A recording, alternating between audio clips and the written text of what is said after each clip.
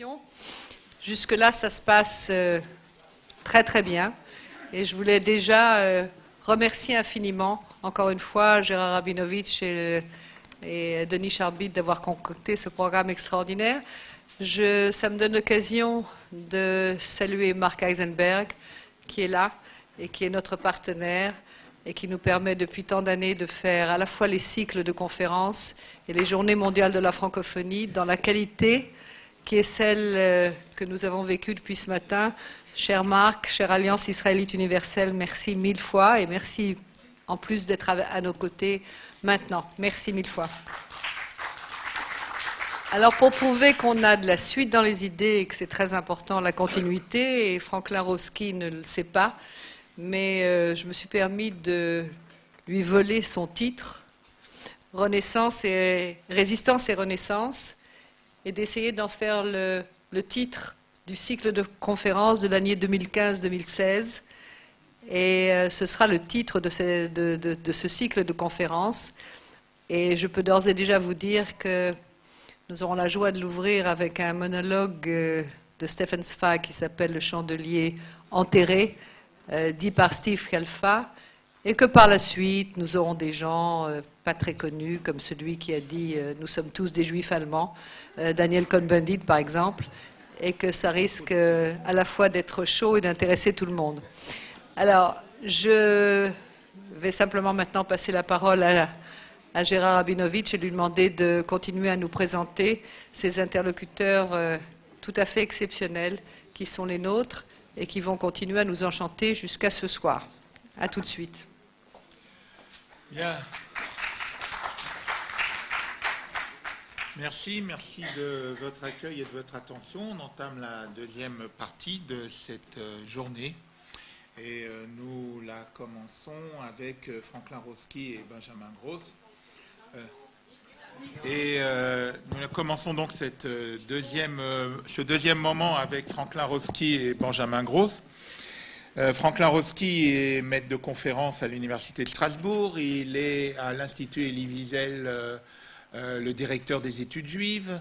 Il a la gentillesse de m'y inviter. Nous avons la gentillesse et le plaisir de l'avoir aussi dans nos activités à Lévinas et dans le DU que nous faisons avec l'Université de Paris 7. C'est un plaisir d'être ensemble pour travailler. Franklin Roski a aussi publié un certain nombre d'ouvrages. Je vais vous en recommander au moins 2.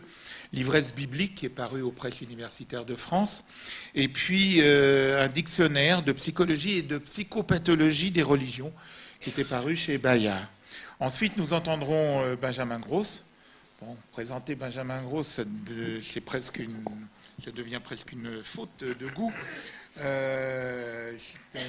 Il est professeur émérite, il est ancien doyen de la faculté des sciences humaines de l'université de Bar-Ilan.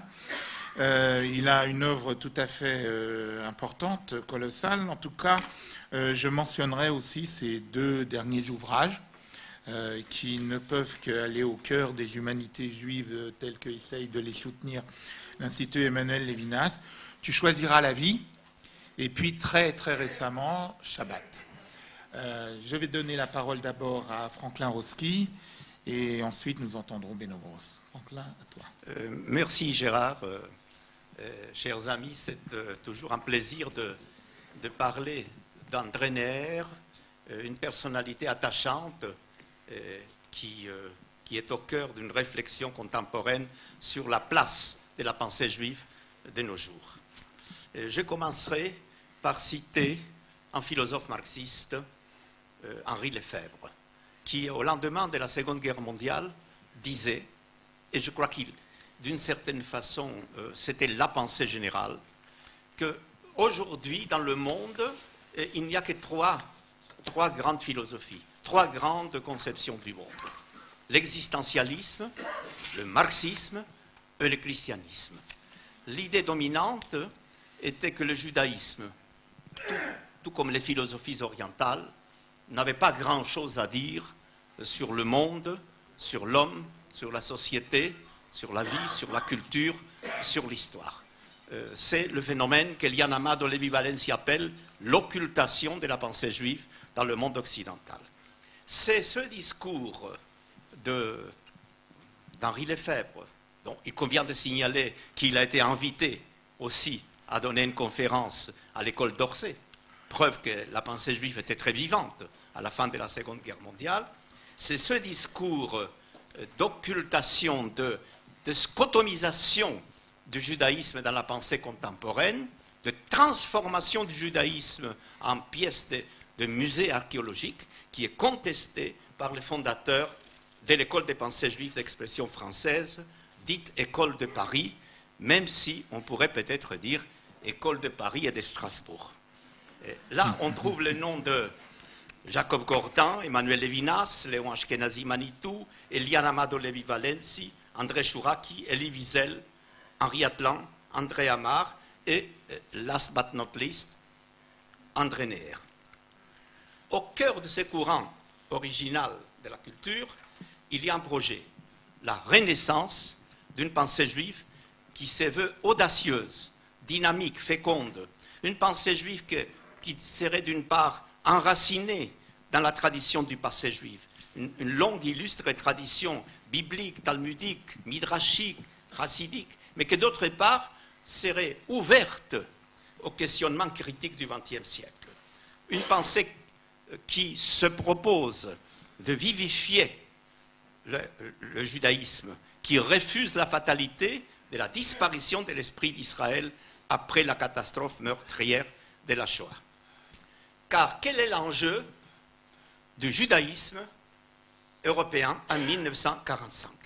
Pour l'école juive de Paris, il ne s'agit pas simplement de reconstruire les institutions communautaires détruites ou dévastées, de refonder des écoles, des dispensaires, des maisons d'enfants, des centres d'aide aux réfugiés ou des restaurants populaires. Parce qu'au-delà de cet effort, qui est un effort magnifique pour faire revivre les tissus matériels juifs meurtris, il faut encourager la renaissance de la culture juive, encourager un travail intellectuel juif de relecture critique du monde, à la lumière des outils du judaïsme de tous les temps. André Neher consacrera toute sa vie à cette entreprise. Cette entreprise sera regardée à l'époque par beaucoup d'esprits chagrins comme une impasse chimérique, illusoire. Car à quoi bon relire au XXe siècle les volumes poussiéreux de la Bible, du Talmud, de la Kabbale, qui sont des pièces archaïques dans le musée des antiquités de la civilisation, à l'ère de la science, de la technique, de la rationalité. Neher est un des premiers à contester cette arrogance intellectuelle, ce mépris, cette prétention faussement savante, à condamner un patrimoine juif classique au silence et à la mort. Pour lui, le judaïsme n'est absolument pas un dogme rigide. Ce n'est pas un système fermé. Il n'a pas de réponse toute faite à toutes les interrogations. Il est plutôt une école de pensée réflexive. Il interpelle les problématiques, il questionne les textes, il soumet à l'analyse les situations les plus cruciales de la vie, de la société, de l'esprit. Et il cherche les clés pour comprendre la complexité du monde. Oui, pense Neher, les récits bibliques nous parlent. Ils ne sont pas simplement les témoignages d'une pensée antique. Ils s'adressent aussi à notre temps, à notre siècle. Des livres comme la Genèse, l'Exode, les Proverbes, Job, ne sont pas seulement l'expression d'une culture orientale née en Judée et en Babylone. Ils parlent à citoyens de toute la planète. Comme Neher, comment Neher est devenu le maître à penser d'une renaissance de la pensée biblique au cœur d'un XXe siècle triomphaliste, désireux de tourner la page de toutes les traditions. Pour comprendre cette exceptionnelle aventure spirituelle, il faudrait expliquer l'itinéraire biographique fort dramatique d'André Neher, né à Obernai, en Alsace, il y a un siècle, en 1914. Cette année, nous fêtons, dans le cours de cette année universitaire, le centenaire de sa naissance. Il est né au sein d'une famille juive traditionnaliste, fort marquée par l'amour de la France. Les jeunes André admirent la langue et la littérature française, mais surtout, il admire et il est fasciné par la langue et la littérature allemande. Il rêve de devenir professeur d'allemand. il deviendra à 21 ans le plus jeune professeur de France et prépare avec enthousiasme une thèse de doctorat en allemand sur la vie et l'œuvre d'Heinrich Heine, le célèbre poète juif allemand du XIXe siècle, qui, dans son geste d'opportunisme cynique, accepte le baptême luthérien comme un passeport d'entrée dans la civilisation. Mais la Seconde Guerre mondiale éclate et conduit à la défaite française. D'autres sont peut-être plus indiqués que moi pour parler de cette époque de la vie de Neher, et particulièrement mon voisin de gauche. Mais comme j'ai reçu le commandement de parler de cela, je vous dirai quelques mots sur ce moment tragique de la vie de Neher qui a tout changé dans son existence. Le régime de Vichy, farouchement antisémite, interdit aux Juifs l'accès à l'enseignement public. Neher est renvoyé au cours d'une pénible scène où il doit quitter le lycée dans le silence lâche ou complaisant de ses collègues. Entre 1940 et 1944, un autre Neher voit le jour dans ce temps d'occupation, de déportation et de résistance. Il vit dans le sud de la France, dans une semi-clandestinité. Il étudie en profondeur les grands textes écrits du peuple juif. Il se détourne alors de ce qui fut la grande passion intellectuelle de son adolescence, la culture germanique. Car entre-temps, l'Allemagne de Beethoven, de Goethe et de Schiller est devenue le haut lieu mortifère de la solution finale, nuit et brouillard.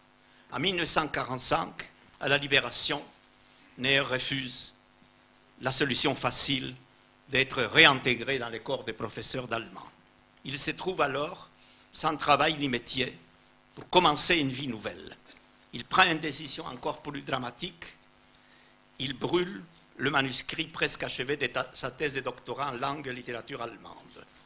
Pour Neher, entre la France et l'Allemagne, entre les deux rives du Rhin, il y a maintenant un fossé spirituel infranchissable. Ça nous semble quelque peu contradictoire avec la philosophie du dialogue. Et pourtant, Neher s'explique sur cette question. Toute sa vie, Neher, philosophe du dialogue, parlera de l'importance de la communication, de la rencontre, de la relation. Mais il considérera, à partir de 1945, que le temps ne sont pas encore venus pour renouer le dialogue entre Juifs et Allemands. Un jour, cela sera possible avec une nouvelle génération allemande, mais entre-temps, pas de dialogue complaisant. Une position adoptée aussi par d'autres penseurs juifs français, comme Emmanuel Levinas et Vladimir Jankélévitch, une position qui sera à l'opposé de celle de Martin Buber, qui, dans les années 50, va se rendre à Francfort pour recevoir le prix des libraires allemands. Neher décide de consacrer toute sa vie à la renaissance du judaïsme en Europe. Mais cette renaissance est-elle pensable? Est-elle possible après avoir touché le fond du monde concentrationnaire? Neher affronte cette lancinante question et répond que Auschwitz n'est pas la fin de l'histoire, n'est pas l'abîme sans fond et sans lendemain. Il écrit « Marcher vers l'avenir, c'est dire oui à un lendemain, à la chaîne ininterrompue des lendemains qui, sans oublier Auschwitz, ni lui tourner le dos, accueille les Juifs d'aujourd'hui dans la continuité de leur histoire. » La réponse nehérienne à l'horreur de la Shoah, c'est la lecture, l'étude, la réflexion, la recherche, le mouvement de l'esprit juif et les sources juives. Dans cette perspective, il soutient en 1947 la très controversée thèse de doctorat sur les prophètes hébreux Amos à l'université de Strasbourg. C'est un travail original. Neher se place en rupture totale avec les recherches bibliques des universités françaises. Il ne s'agit pas seulement pour les jeunes candidats au doctorat de situer chronologiquement Amos dans une époque déterminée ou de le localiser avec précision dans un lieu géographique exact où se déroule sa prophétie. Mais il faut aussi, dit-il, décrypter le sens spirituel profond de la grande aventure prophétique d'Amos. Neher voit en Amos l'un des messagers éthiques du monothéisme hébraïque, le continuateur d'une lignée qui commence avec Abraham et se poursuit avec Moïse. un orateur iconoclaste, non conformiste, porte-parole d'une exigence morale absolue face à une société israélite qui est en proie à l'incertitude et qui vit la tentation d'imiter le luxe et la débauche des magnifiques civilisations païennes. Avec cette thèse de doctorat de 1947, Neher inaugure en France une nouvelle ligne dans les études universitaires hébraïques, une exploration radicalement novatrice de la Bible. Neher est loin du conformisme bien-pensant et piétiste des lecteurs dévots qui vénèrent le texte sacré mais qui n'osent pas le questionner. Il questionne le texte. Mais il est loin aussi de la méthode critique de la plupart des chercheurs, des paléographes, des archéologues de son temps, qui voient dans l'écriture biblique un manuscrit oriental antique, l'équivalent du Code d'Hammurabi ou du Livre des morts de l'ancienne Égypte, qu'ils considèrent la Bible comme un document scientifiquement intéressant, mais sans signification spirituelle et éthique pour l'homme de notre société. Comme l'a très justement signalé l'un des commentateurs de l'œuvre néhérienne, David Bannon, il s'agit de dépasser deux positions. La position pré-critique naïve du dévot et la position critique du chercheur moderniste, pour arriver à une troisième position, un troisième niveau, la position post-critique, qui tient compte des découvertes de la science, mais qui ne s'enferme pas dans ces découvertes, qui va au-delà de la connaissance scientifique pour une recherche du sens. La thèse de Neher est applaudie à Strasbourg et ouvre à son auteur les portes de l'enseignement supérieur, où il deviendra le titulaire d'une chaire de langue et littérature juive en 1955. C'est un extraordinaire destin pour ce jeune intellectuel qui, 10 ans plus tôt, sortait à peine de la semi-clandestinité où il avait vécu sous l'occupation. Mais la vision néhérienne de la Bible est loin, très loin de faire l'unanimité en France. À Strasbourg, l'auteur est salué. Mais à Paris, il y a un tout autre son de cloche. Les plus éminents hébraïsants français de l'époque, Georges Weida, professeur à la Sorbonne et au séminaire israélite de France, critique dans un article publié dans la très prestigieuse Revue des études juives, la thèse de Neher, c'est une critique au vitriol.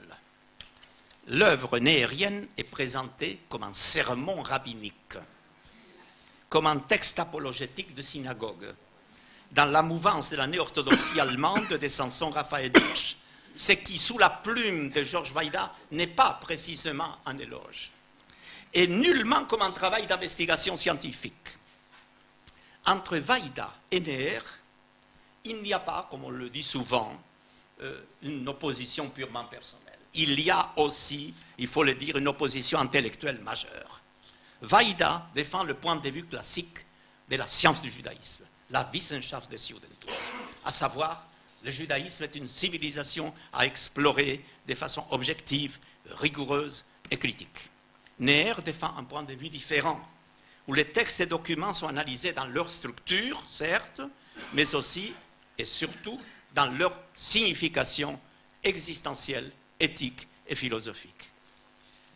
Tout au long de sa vie, d'abord à Strasbourg jusqu'en 1968, puis à Jérusalem jusqu'à sa disparition en 1988, Neher poursuivra cette lecture phénoménologique, existentielle de la Bible hébraïque, à l'opposé de la lecture de la haute critique biblique.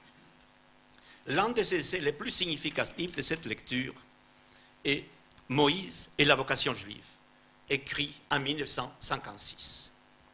Sur Moïse, que nous connaissons comme le plus éminent des prophètes d'Israël, surtout comme le libérateur des esclaves hébreux de l'Égypte, mais aussi comme le législateur des 10 commandements et de la loi de Moïse, loi mosaïque, des centaines de livres ont été publiés au cours du XXe siècle par des archéologues, des historiens, des psychanalystes, des romanciers.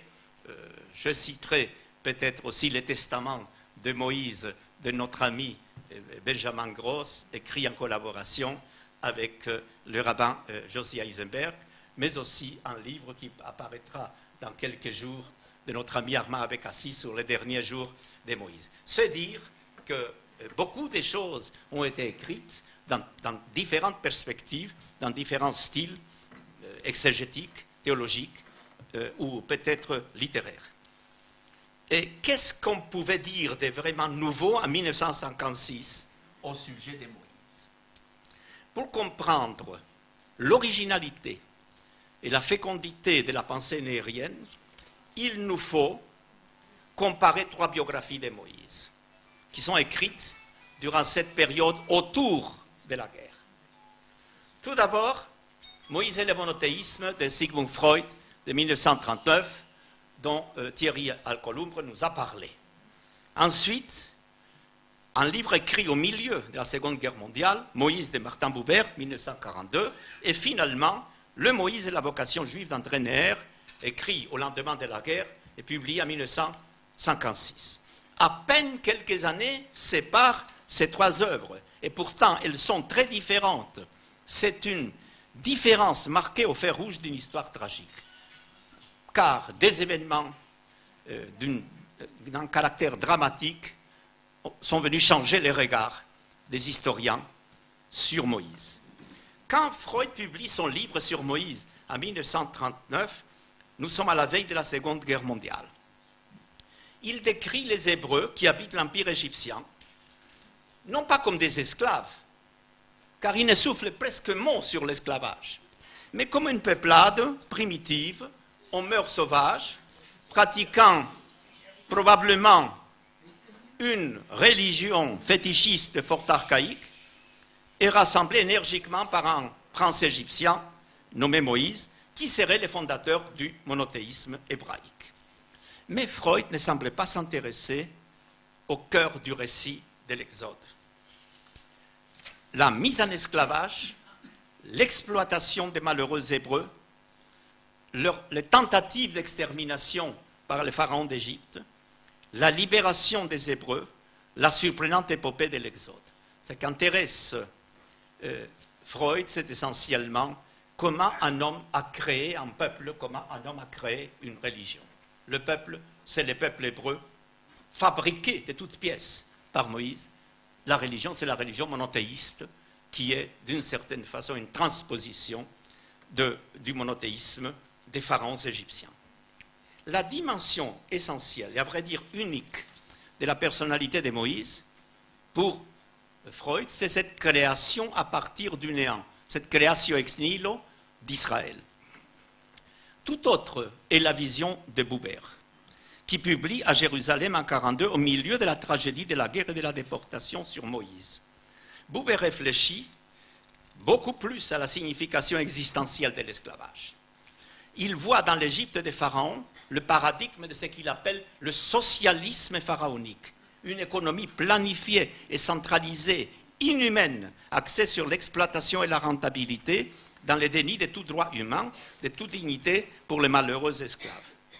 Mais Buber, écrivant au milieu de la guerre, considère qu'une société dominée par la notion d'oppression n'est pas une société d'extermination. Et il pense que la société égyptienne, certes, a soumis les Hébreux à l'esclavage, mais il considère comme purement mythique le récit concernant l'extermination des nouveau-nés en Égypte. Car il dit, une société d'exploitation n'est pas une société d'extermination. Ces paroles ont été écrites en 1942. Et vous comprendrez l'ironie terrible de ces textes. Neher va plus loin que Buber. En 1956, dans Moïse et la vocation juive, il propose une relecture tout à fait différente, une analogie étonnante, une analogie qui va susciter beaucoup de polémiques et des réactions indignées dans le milieu des égyptologues et des orientalistes.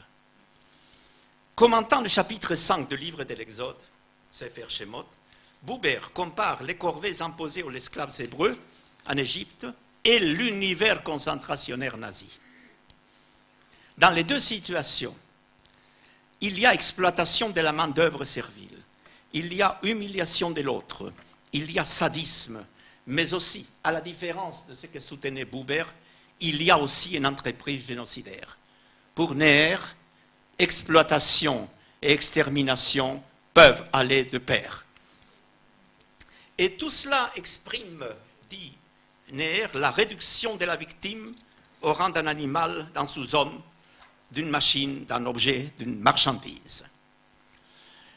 Entre 1939, où apparaît le livre de Freud, et 1956, où est publié le Moïse de Neher, seuls 17 ans ont séparé ces deux ouvrages. Pourtant, nous avons l'impression de lire deux ouvrages de deux époques très différentes. Car pour Neher, l'expérience d'Auschwitz est omniprésente. L'expérience d'Auschwitz est incontournable quand nous cherchons à comprendre non seulement l'histoire présente, mais aussi l'histoire du passé. Les regards que nous portons et que nous porterons à l'avenir sur l'histoire des hommes est marqué au feu rouge de Auschwitz, de ce que notre ami Gérard Rabinovitch appelle la destructivité humaine, donc dans sa forme la plus absolue. Auschwitz est pour Neher une sorte de lumière noire, d'éclairage ténébreux, une sorte de zone d'ombre jetée sur toutes les aventures et toutes les mésaventures de la condition humaine. De façon telle que, quand nous contemplons le monde d'il y a 3500 ans, le monde de l'époque de l'Exode, et Neher a des doutes concernant la période exacte de l'Exode. Il ne se présente pas un historien avec des certitudes historiographiques absolues sur cette période, mais en considérant cette époque, il découvre les mêmes pulsions dominatrices, les mêmes tendances mortifères, la même volonté destructive, le même désir de possession, d'annihilation, le même narcissisme totalitaire que ce que nous trouvons de nos jours dans les sociétés contemporaines et qui trouvent leur expression suprême dans le national-socialisme allemand jusqu'à 1945. Les instants de mort et de destruction mis en lumière par Freud n'ont pas été décrits dans le royaume du pharaon par Freud, mais ont été décrits précisément par Neher. Oui, ce royaume n'est pas seulement le royaume de l'exploitation de l'être humain, mais c'est un royaume de la destruction de l'être humain. Face à ces forces d'anéantissement à l'œuvre de la société, Neher s'interroge. Y a-t-il des forces opposées? Il découvre la puissance des forces de vie et de création et d'union dans les récits bibliques qui nous parlent. Car le texte biblique est aussi une source pour réfléchir non seulement à la puissance des forces des morts, comme celle de l'Égypte pharaonique, mais aussi à la puissance de résistance, de résilience, de renaissance à partir des cendres de l'être humain. L'homme est ainsi, dans la vision néhérienne, déchiré par l'antagonisme des deux forces contraires. À cette destructivité mortifère s'oppose une créativité vivifiante, ce que le psychologue Igor Caruso appelle bios face à thanatos. Et Neher d'interpréter dans un essai qu'il consacre au thème Bible-philosophie l'essence du mot biblique toldot. Toldot qui veut dire en hébreu ancien engendrement, génération, mais qui désigne aussi l'histoire. Il écrit devenir et renaissance, toldot, sont chez les Hébreux deux termes identiques, à force d'être indissolublement liés. Pour eux, pour les Hébreux, tout ce qui devient est voué à la vie. Et le temps est par conséquent ce qui introduit la liaison au cœur même de la séparation, en vouant l'individu à l'engendrement et à la rédemption. Le principe de liberté tend à faire de l'homme le partenaire de l'existence de l'autre qu'il ne saurait renier. Voilà l'idée clé de Neher, principe de liberté. Principe de liberté qui fait de l'être humain non le loup dévorateur de l'autre, mais le partenaire de l'existence de l'autre, qui ne saurait régner. Ce sont donc des forces positives qu'il découvre dans le texte biblique. Il est temps de nous arrêter, avant d'être arrêtés par les autorités compétentes. Mais avant de nous séparer, disons quelle est pour nous la signification historique de l'œuvre de Neher. Neher est un auteur qui a été l'objet de nombreuses critiques, non seulement de la part de Georges Weida ou de la part de Vladimir Rabi qui dit que sur Neher que parler du Maharal est absurde parce que le XXe siècle n'a rien à apprendre du Maharal de Prague. Bon, c'est un auteur qui a su résister aux grandes tendances du monde universitaire de son temps. Il est l'auteur qui refuse résolument d'enfermer l'héritage d'Israël dans les tiroirs d'un musée d'archéologie et d'histoire ancienne. Le livre biblique ne peut être lu comme s'il, bien sûr, comme si les regards de la science n'existaient pas. Mais il ne peut pas être lu comme si les regards de la science étaient le seul regard possible, l'ultime regard.